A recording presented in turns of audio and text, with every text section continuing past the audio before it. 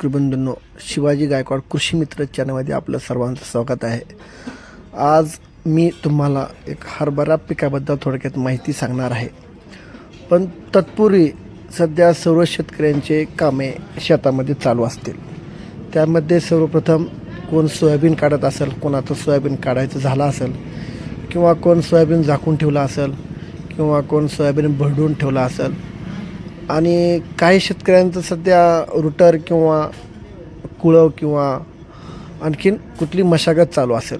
अशा सर्व शेतकऱ्यांना माझी विनंती आहे की जे कोणी शेतकरी पेरणी करणार आहेत त्या शेतकऱ्यांना माझं एक थोडक्यात सांगणं आहे. हरभऱ्याची पेरणी करण्यापूर्वी आपण सर्व जमिनीची मशागत करणार आहेत. तसेच हरभरा बियाणं कुठलं पेरावं याबद्दल पण थोडक्यात माहिती तुम्हाला असणं गरजेचं आहे. जर मी तुम्हाला थोडक्यात माहिती सांगतो. कसं आहे माहीत आहे का, हरभरा पिकाचे चांगले व्यवस्थापन करूनही अनेक शेतकऱ्यांना पाहिजे तसे उत्पादन मिळत नाही. याचं मुख्य कारण काय माहीत आहे का, चुकीच्या वाणाची निवड. हरभऱ्याची पेरणी किंवा लागवड करण्यापूर्वी जर शेतकऱ्याला योग्य जातीची माहिती असेल तर त्याची निवड करूनही चांगले उत्पादन घेणे शक्य होते. याच उद्देशाने महाराष्ट्रात सर्वाधिक उत्पादन देऊ शकणाऱ्या आणि प्रचलित असलेल्या टॉप 6 हरभरा वाणाची आपण माहिती घेऊयात. बरोबर. त्यामध्ये 1 नंबरची व्हरायटी आहे जॉकी 9218. आता जॉकी 9218 ही व्हरायटी जी आहे सर्व शेतकऱ्यांना म्हणजे पूर्ण महाराष्ट्रात सर्वात जास्त प्रचलित असलेला वाण आहे. या वाणाबद्दल थोडक्यात माहिती सांगायची तर ह्या वाणाचा कालावधी आहे 105 ते 110 दिवस, म्हणजे सर्वात जास्त कालावधीची व्हरायटी आहे. आणि ही जी व्हरायटी आहे भारी जमिनीची आहे, म्हणजे ह्या व्हरायटीला भारी जमिनीचा राजा असे म्हणतात. आणि त्या जॉकी 9218चं उत्पादन जे आहे ते थोडक्यात सांगायचं झालं तर 12 ते 15 क्विंटल प्रति एकर उत्पादन ह्या जॉकी 9218चं आहे. आणि ह्या जॉकी 9218चं मुख्य वैशिष्ट्य काय माहिती आहे का, मर रोगाला कमी बळी पडते आणि याचे दाणे जे टपोरे असतात आणि आकर्षक असतात.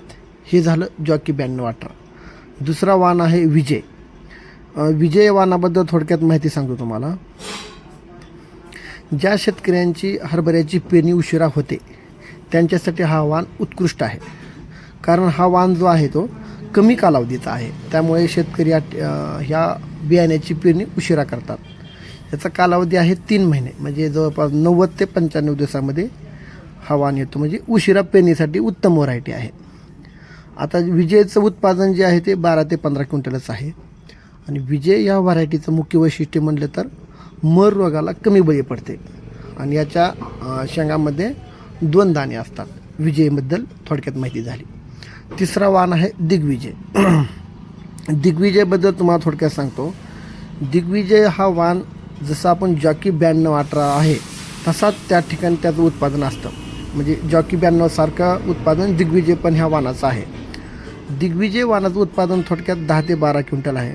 याचं मुख्य वैशिष्ट्य काय माहिती आहे का, रोगप्रतिकारक आहे, म्हणजे रोगप्रतिबंधक वाण आहे. आता हरभऱ्यामध्ये सर्वात जास्त रोग कुठला येतो, मर रोग. मग सगळ्यात जास्त मर रोगासाठी प्रतिबंधक म्हणजे प्रतिकारक हा आहे. म्हणजे त्यामुळे या रोगाचा धोका ह्या वाणाला दिग्विजयाला कमी असतो त्या ठिकाणी. त्यामुळे बरेच शेतकरी दिग्विजय पण वाण पेरतात. चौथा वाण आहे फुले विक्रम. फुले विक्रम जर म्हटलं तर सगळ्यात नंबर 1 वाण. कारण महात्मा फुले कृषी विद्यापीठाने विकसित केलेला हा एक उत्तम उत्कृष्ट वाण आहे. आणि ह्या वाणाचं वैशिष्ट्य काय माहिती आहे का, हार्वेस्टरसाठी उत्तम आहे. आणि उत्पादन जर म्हटलं तर 12 क्विंटल प्रति एकर आहे.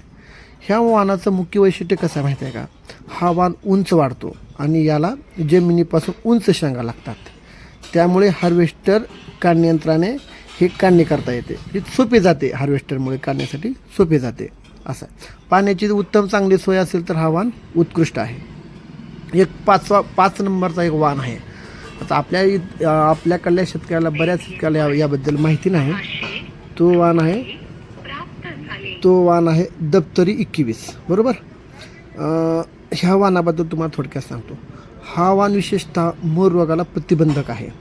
म्हणजे हा एक मर रोगासाठी प्रतिबंधक असल्यामुळे हा लोकप्रिय वाण आहे. मुख्य वैशिष्ट्य म्हणजे या वाणामध्ये मर रोगाचा प्रादुर्भाव खूप कमी होतो, त्यामुळे ह्याचे उत्पादन चांगले भेटते. आपलं जॉकी 9218पेक्षा पण ह्याचं उत्पादन जास्त असतं.